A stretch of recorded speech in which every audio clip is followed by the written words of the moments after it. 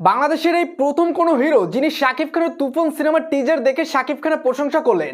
দেখেন, চিত্রনায়ক ফেরদৌস কিন্তু শাকিব খানের সিনিয়র ফ্রেন্ড, কিন্তু শাকিব খানের সকল ভালো কাজের প্রশংসা তিনি বরাবরই করে আসছেন। যেটা বাংলাদেশ চলচ্চিত্র ইন্ডাস্ট্রিতে এখন ম্যাক্সিমাম হিরোই শাকিব খানকে নিয়ে নেগেটিভ কথা বলে, শাকিব খানের ভালো কাজের প্রশংসা করে না।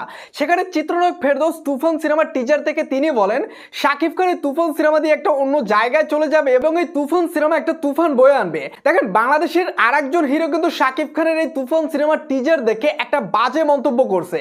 তিনি হচ্ছেন চিত্রনায়ক আমিন খান, যিনিও শাকিব খানের সিনিয়র ফ্রেন্ড। এবং যখনই শাকিব খান সুপারস্টার হয়ে গেল, তারপর আমিন খান বেশ কিছুদিন শাকিব খানকে নিয়ে অনেক ভালো ভালো কথা বলছে, কিন্তু যখনই আমিন খান আবারও সিনেমা জগতে ব্যাক করলো, তখনই শাকিব খানকে নিয়ে নেগেটিভ কথা বলা শুরু হয়ে গেছে। তিনি তুফান সিনেমার টিজার দেখে বলেন শাকিব খান তো সিনেমা করে ঈদের সিনেমা রিলিজ করার জন্য, এই তুফান সিনেমাটাও কোরবানির ঈদে রিলিজ করা হবে।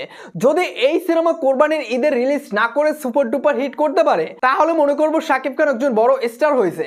আমিন খানের এই কথা শোনার পর সাকিবিয়ানদের মাঝে একটা আলোচনা চলে আসছে যে চিত্রনায়ক আমিন খান আসলে কি চায়। কারণ বেশ কিছুদিন ধরেই আমিন খান শাকিব খানকে নিয়ে নেগেটিভ কথা বলা শুরু করছে। যখনই শাকিব খানের তুফান সিনেমার টিজারটা দেখলো, আবারও নেগেটিভ কথা বলা শুরু করে দিল আমিন খান। অন্যদিকে চিত্রনায়ক ফেরদৌস তিনি শাকিব খানের তুফান সিনেমার টিজার দেখে কত সুন্দর সুন্দর কথা বলছে। তবে ফেরদৌসের একটা কথা আমার কাছে বেশ ভালো লাগছে। তিনি বলেন যে একটা মানুষ কষ্ট করলে তিনি যে সফলতা পায়, তার প্রমাণ হচ্ছে শাকিব খান। শাকিব খান যে কষ্ট করে সিনেমা ইন্ডাস্ট্রিতে টিকে আছে এবং বেছে বেছে তিনি যে সিনেমাগুলো এখন করতেছে এই সময়ে, সেটার প্রশংসা শুধু একমাত্র ফেরদৌসই করলো। অন্যান্য হিরো কিন্তু শাকিব খানের ভালো প্রশংসা করে না, শাকিব খানের ভালো কাজের প্রশংসাই করে না। তারা শাকিব খানকে নিয়ে নেগেটিভ কথা বলায় ব্যস্ত। শাকিব খান কেন ঈদের সিনেমা রিলিজ করে, সেটাই হচ্ছে তাদের মেইন মাথা ব্যথা। কারণ ঈদ ছাড়া তাদের ধারণা শাকিব খানের সিনেমা চলবে না।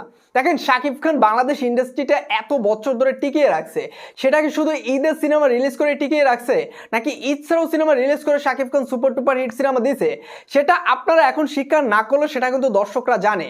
তো ভাইবারদার এই যে ফেরদৌস সাহেব তিনি যে প্রশংসা করলেন শাকিব খানের তুফান সিনেমার টিজার দেখে, অন্যদিকে আমিন খান তিনি যে শাকিব খানের তুফান সিনেমার টিজার দেখেই তিনি মন্তব্য করলেন শাকিব খান ঈদ ছাড়া সিনেমা রিলিজ করে না, পারলে কোরবানির ঈদ ছাড়া এই সিনেমা রিলিজ করে দেখাক। এই বিষয়টা আসলে আপনারা কিভাবে দেখছেন? অবশ্যই আপনি মূল্যবান মতামতটি কমেন্ট বক্সে জানিয়ে দেবেন।